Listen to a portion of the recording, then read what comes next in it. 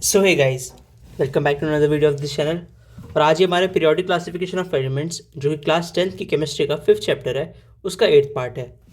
तो इस चैप्टर में जो भी हमने अभी डिस्कशन किया है, हम पीरियोडिक टेबल पे आ चुके थे और पीरियोडिक टेबल भी हम मॉडर्न पीरियोडिक टेबल पे आ चुके थे। मॉडर्न पीरियोडिक टेबल में हमने डिस्कस किया what are periods, what are groups, और थोड़े उनके ट्रेंड्स के बारे में हमने डिस्कशन शुरू किया था।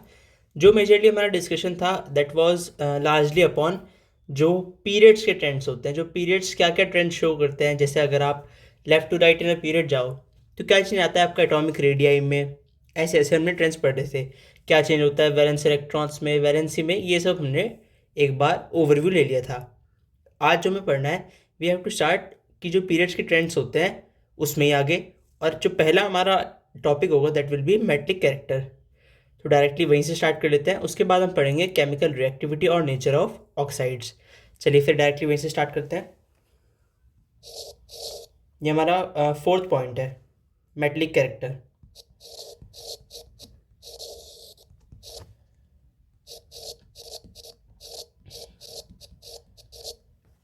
ठीक है, तो मेटेलिक कैरेक्टर जो आपका होता है उसमें लेफ्ट टू राइट क्या चेंज आता है। जब हमने मॉडर्न पीरियोडिक टेबल को पढ़ा था एक बार, तो हमने ये डिस्कस किया था, जैसे ये हमारी मॉडर्न पीरियोडिक टेबल है। ठीक है, इसमें हमने कहा था कि ये एक बीच में ग्रुप होता है एल, ये वाला। ठीक है, इसमें हमारे कुछ एलिमेंट्स आते हैं जैसे कि gallium, germanium, arsenic, selenium, bromine, ऐसे। तो ये तो आप जा रहे हो लेफ्ट टू राइट, लेकिन अगर आप इनमें देखो तो कुछ एलिमेंट्स आ रहे हैं आपके। ये जो मैंने एलिमेंट्स आपका एक हाईलाइट सा किया है उनके साइड में अगर आप ध्यान से तो देखो तो क्या क्या है वो। अगर हम इसे इरेज करके वो दिखाएं तो आता है ये boron, silicon, germanium, arsenic, antimony, tellurium, polonium. ये कुछ एलिमेंट्स हैं। कितने हैं ये? एक दो तीन, और ये 7 एलिमेंट्स हैं। अब ये जो 7 एलिमेंट्स हैं क्या करते हैं, मैंने बताया था दे आर मेटेलॉइड्स। इनमें दोनों मेटल और नॉन मेटल की प्रॉपर्टीज होती हैं, और पीरियोडिक टेबल में they are use to separate metal from non metal. तो आप देख रहे हो कि राइट साइड में अगर आप ध्यान दो तो आपके नॉन मेटल्स हैं, और लेफ्ट साइड में आप ध्यान दो तो मेटल्स हैं। ठीक है, अब हमें ये बताना है कि ये तो हमें साफ पता चल गया कि अगर लेफ्ट में मेटल है और राइट में नॉन मेटल, यानी कि हमारा मेटेलिक कैरेक्टर डिक्रीज हो रहा है। ठीक है, तो लेफ्ट टू राइट किसी भी ग्रुप पीरियड में जाते हुए जो आपका मेटेलिक कैरेक्टर होता है डिक्रीज होता है। ठीक है, एग्जाम्पल के लिए अगर हम थर्ड पीरियड की बात करें तो sodium, magnesium, aluminium, silicon, phosphorus, sulphur, chlorine. तो ये लेफ्ट टू राइट अगर आप इस पीरियड में जाओगे तो यू विल सी कि सोडियम जो होता है दैट इज़ हाईएस्ट मेटलिक। ठीक है, इस पीरियड की अगर हम बात करें तो। और वहीं अगर हम क्लोरीन की बात करें तो वो बिल्कुल भी मेटलिक नहीं होता, it is the most non metallic element. ठीक है, या फिर हम कह सकते हैं कि जो सबसे आपका लेफ्ट साइड पे है वो होता है ग्रेटेस्ट मेटेलिक कैरेक्टर वाला, और जो सबसे राइट साइड पे है that is the greatest non metallic character वाला एलिमेंट। ठीक है, तो अब इन्हें ही हम एक और नाम से भी जानते हैं। मेटेलिक कैरेक्टर को हम जानते हैं by the name electropositive character,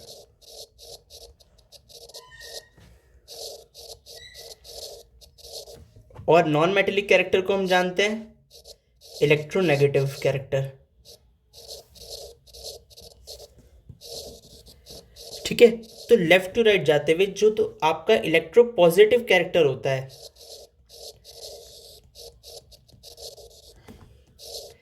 it decreases, यानी मेटेलिक कैरेक्टर आपका डिक्रीज होता है, वहीं जो इलेक्ट्रोनेगेटिव कैरेक्टर होता है वो इंक्रीज हो जाता है।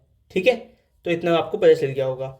अब अगर हम ध्यान से देखें तो क्यों होता है ये, जो आप लेफ्ट टू राइट जाओगे, अगर जो आपकी टेंडेंसी होती है एटम्स की, एलिमेंट्स को लूज करने की, हम उसके बारे में अगर बात करें तो जैसे आपका न्यूक्लियर, मैंने जब एटॉमिक रेडियाई के अपने बारे में बात की थी तो हमें ये पता चला था कि धीरे धीरे एटम का साइज डिक्रीज होता है, क्योंकि न्यूक्लियर चार्ज बहुत बढ़ जाता है। एटॉमिक नंबर इंक्रीज होने से आपके नंबर ऑफ प्रोटॉन्स बढ़ते हैं, आपके नंबर ऑफ इलेक्ट्रॉन्स बढ़ जाते हैं।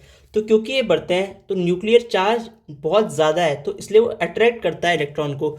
अब अगर इलेक्ट्रॉन स्ट्रांगली बॉन्ड होगा आपका न्यूक्लियस से, ठीक है, न्यूक्लियस से अगर आपका स्ट्रांगली बॉन्ड होगा इलेक्ट्रॉन, तो उसे लूज करना टफ होगा।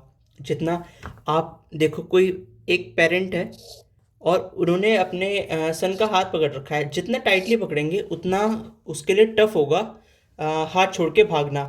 ठीक है।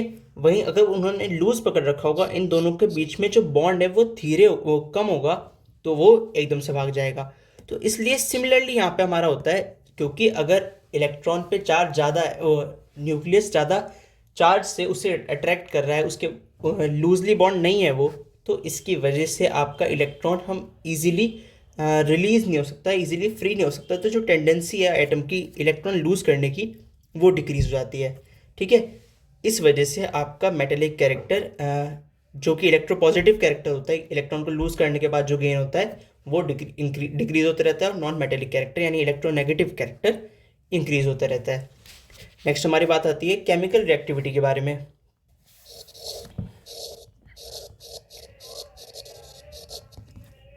अगर आप लेफ्ट टू राइट जा रहे हो किसी पीरियड में, तो जो केमिकल रिएक्टिविटी होती है, it first decreases and then increases.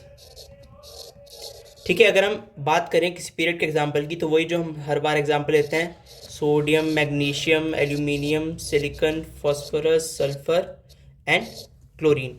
ठीक है। तो आपके ये 7 एलिमेंट्स का अगर हम एग्जांपल लें, तो लेफ़्ट टू राइट अगर आप जा रहे हो तो ये पता चल जाएगा आपको, सोडियम तो सबसे ज़्यादा रिएक्टिव है, और जो आपका क्लोरीन है वो भी बहुत ज़्यादा रिएक्टिव है। दोनों को वेरी रिएक्टिव कह दो, इसे हाईएस्ट या मोस्ट नहीं कहते, इसे हम कहते हैं वेरी रिएक्टिव। ठीक है।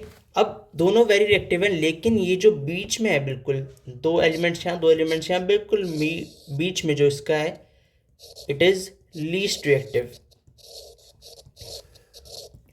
ठीक है। अब इसके बारे में हम डिस्कस कर लेते हैं। जो आपका सोडियम है ये सबसे ज़्यादा रिएक्टिव या बहुत ज़्यादा रिएक्टिव, फिर मैग्नीशियम थोड़ा कम रिएक्टिव, और एल्यूमिनियम फिर थोड़ा कम रिएक्टिव। सिलिकॉन आता है आपका सबसे लीस्ट रिएक्टिव एलिमेंट्स इस पीरियड में, जो भी आप, अगर आपका थर्ड पीरियड है उसके बारे में बात करो। हम इससे आगे बढ़ें तो फॉस्फोरस थोड़ा रिएक्टिव हो जाता है, उससे ज़्यादा सल्फर, और सबसे ज़्यादा क्लोरीन। तो इसका रीज़न क्या है? तो जब आपका पहला एलिमेंट है सोडियम, तो उसके पास एक वैलेंस इलेक्ट्रॉन है, तो वो इजीली यूज़ कर सकता है। अब क्लोरीन के पास भी एक इलेक्ट्रॉन है, लेकिन सिलिकॉन के पास 4 वैलेंस इलेक्ट्रॉन है। ठीक है।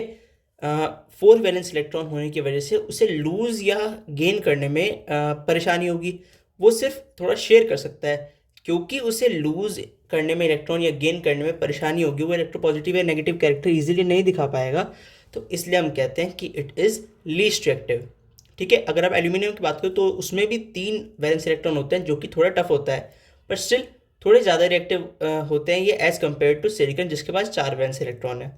फॉस्फोरस के पास 5 है, तो सिर्फ 3 चाहिए, पर उसके लिए भी थोड़ा टफ ही होता है रिएक्ट करना। सल्फर को सिर्फ 2 चाहिए, और क्लोरीन को केवल 1 चाहिए टू कंप्लीट इट्स ऑक्टेट, या फिर to achieve the nearest inert gas electronic configuration. इस वजह से आपके कुछ एलिमेंट्स रिएक्टिव होते हैं और कुछ एलिमेंट्स अनरिएक्टिव। अगर आप पीरियड की बात करो तो लेफ्ट टू राइट जाते हुए आपका केमिकल रिएक्टिविटी पहले डिक्रीज होती है, फिर एक सर्टेन पॉइंट के बाद आपकी इंक्रीज होनी शुरू हो जाती है। ठीक है। सो फिलहाल आज के लिए इस वीडियो में इतना ही। Thanks for watching this video. अगर आपको कोई भी सजेशन है so please comment down below, subscribe the channel and stay tuned for latest updates. Thank you.